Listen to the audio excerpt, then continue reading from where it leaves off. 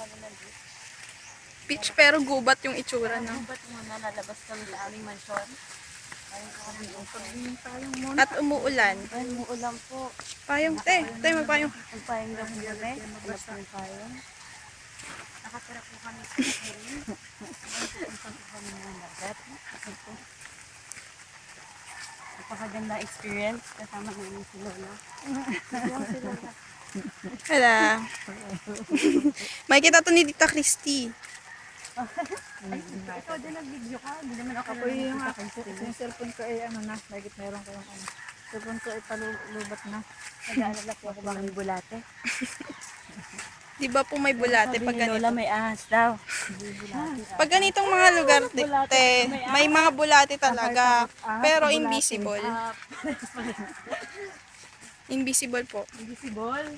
Invisible na ano. Bulate, maliliit. Microorganism. Lola, ito po ba yung bahay nila dito ninyo? Pa? May iba.